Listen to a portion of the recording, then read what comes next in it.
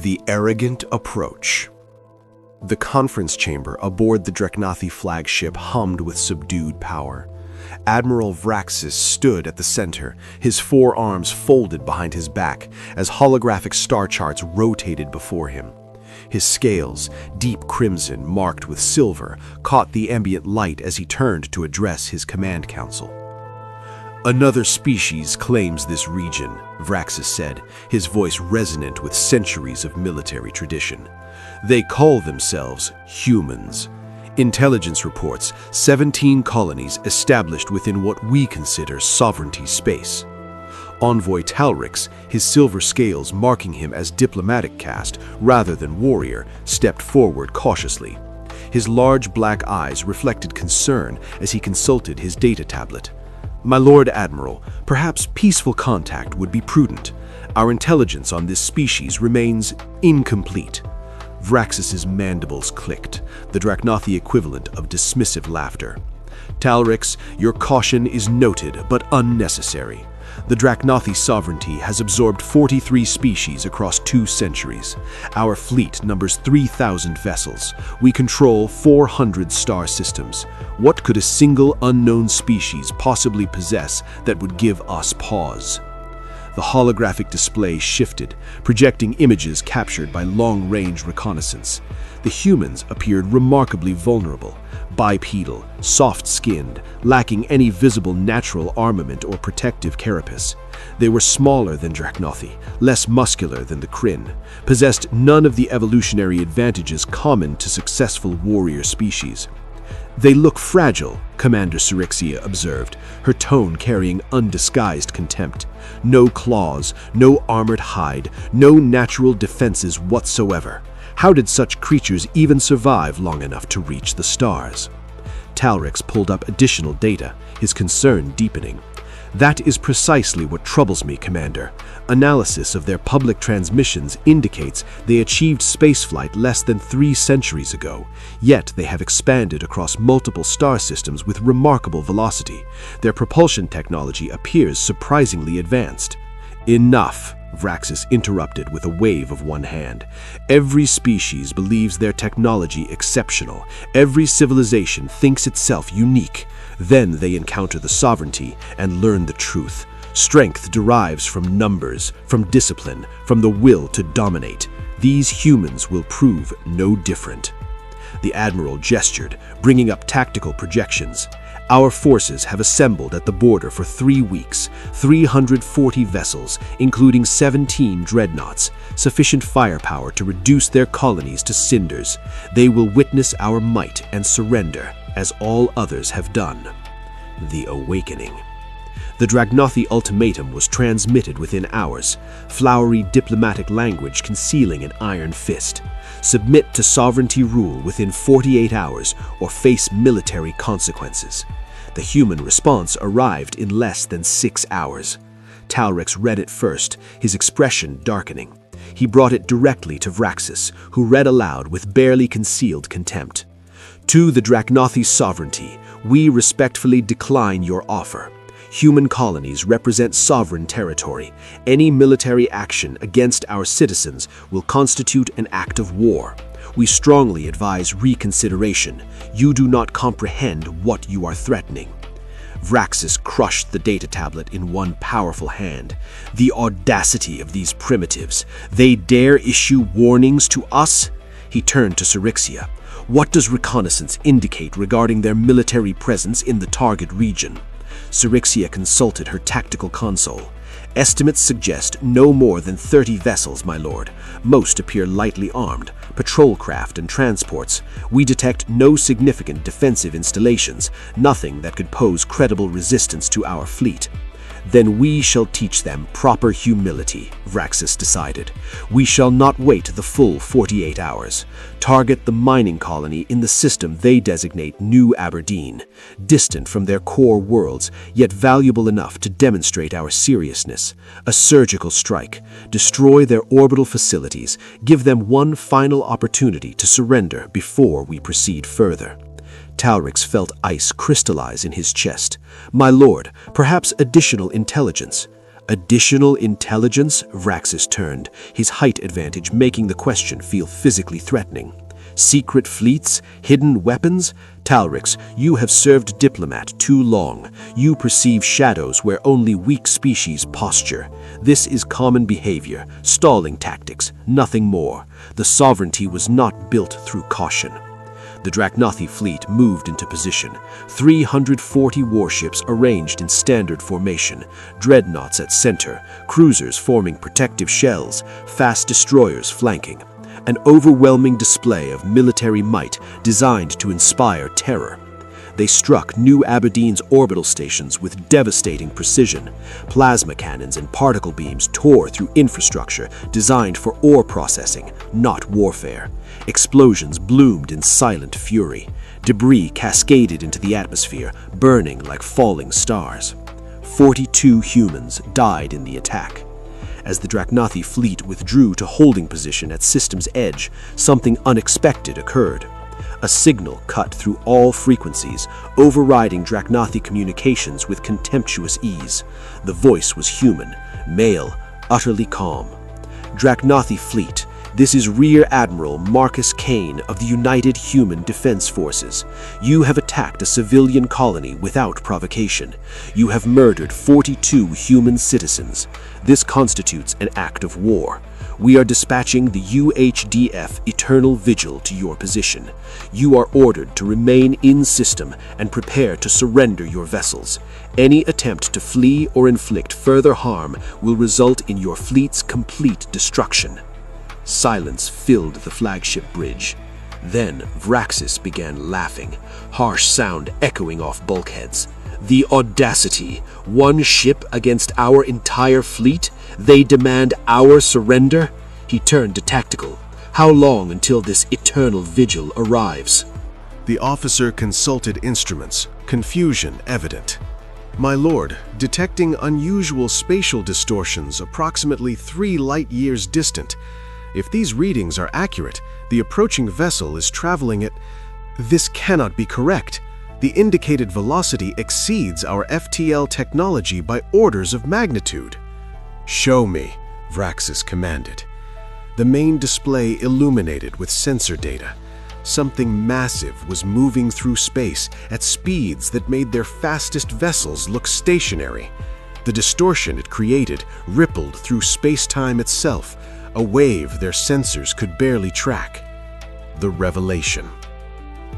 3 days later, every sensor in the Draknathi fleet screamed simultaneous warnings. Ships rocked as gravitational waves rippled outward from a single point. Emergency systems engaged automatically, struggling to maintain formation stability. "Report!" Vraxis shouted over alarm klaxons. Tactical officers' hands flew across console, voice rising in pitch. "The distortion is resolving, my lord. The vessel is dropping from FTL directly ahead. Distance 10,000 kilometers and closing. My lord, the mass readings, this cannot be accurate." "On screen," Vraxis commanded. "Show me this human ship." The display flickered, then stabilized. What appeared made every Draknathi on the bridge fall silent. The human battleship emerged from dissipating spatial distortion like a predator stepping from shadow. It was enormous beyond comprehension, dwarfing even the largest Draknathi dreadnought. The vessel stretched kilometers, its hull matte black that seemed to absorb light rather than reflect it. Along its length, thousands of weapon emplacements were visible, each one larger than a Draknathi destroyer. The ship's design was brutally efficient, no aesthetic curves, no decorative elements. This was a machine built for singular purpose: war. Running lights activated, illuminating portions of hull. They could see the name etched in letters hundreds of meters tall: Eternal Vigil. Talrix's voice emerged barely as whisper. "Merciful ancestors, what have we awakened?" The human ship hung in space before them, silent, ominous. No immediate attack came. The Eternal Vigil simply waited, its presence alone more intimidating than any threat. Commander Sirixia broke the silence, voice trembling. "My lord, tactical computers are attempting capability calculations based on energy signature. The power output exceeds our entire fleet combined. The defensive fields are reading at levels beyond our technology database. And, my lord, we detect fighter launch bays large enough to deploy craft the size of our cruisers."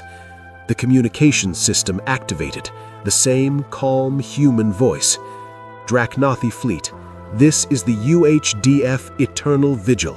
You are surrounded by weapon systems capable of destroying your entire force within minutes. This is your sole opportunity to surrender. Power down weapons and prepare for boarding. You will be taken into custody and returned to your government with our formal declaration of war. Or you may choose combat, and we will send your wreckage home instead. You have 5 minutes to decide. Choose wisely." The line went dead. The lesson. Vraxis stared at the massive vessel dominating their view screen. His entire career had been built on overwhelming force, superior numbers, coordinated assault. 340 ships against one should be easy victory, regardless of size. But something about this situation felt fundamentally wrong. The 5 minutes stretched like years. Finally, Vraxis spoke, his voice carrying defeat he had never known. "Open channel to the human vessel." Silence on the bridge. Every officer understood what was coming. "Human vessel Eternal Vigil. This is Admiral Vraxis of the Draknathi Sovereignty. We surrender. Cease fire.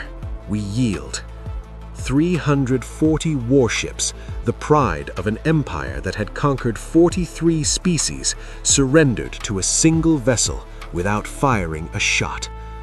Hours later, aboard the Eternal Vigil, Vraxis met with the human commander.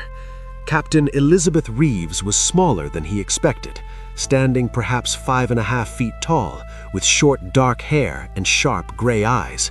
But those eyes held something that made him understand. This human had seen combat, real combat. "Admiral," Reeves said calmly, "let me clarify something. This battleship is 42 years old, scheduled for decommissioning in 5 years. We have newer vessels now, larger, more powerful. Every human colony is protected by defense platforms that could reduce your homeworld to rubble. Every human citizen is considered sacred, and their deaths demand justice." She leaned forward slightly. "You came to our space believing you were predators. You thought we were prey. Today you learned you are neither. You are a warning. You will return to your sovereignty and tell them everything.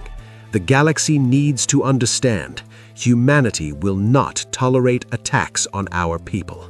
Vraxis looked at this small human who commanded a vessel that had brought an empire to its knees without firing a weapon. He finally understood what Talrix had tried to warn him about. 6 months later, Talrix stood before the Draknathi High Council, delivering his quarterly report as the Sovereignty's new chief ambassador to humanity.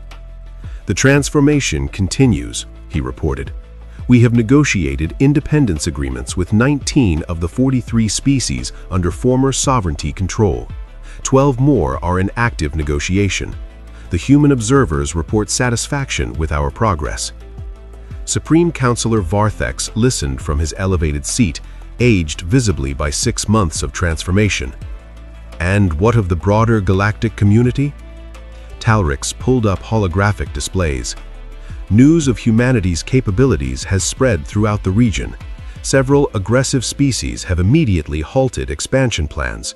The Kryn hegemony withdrew forces from systems they were preparing to invade. Thovian raiders have ceased attacks on merchant vessels entirely. Everyone fears drawing human attention."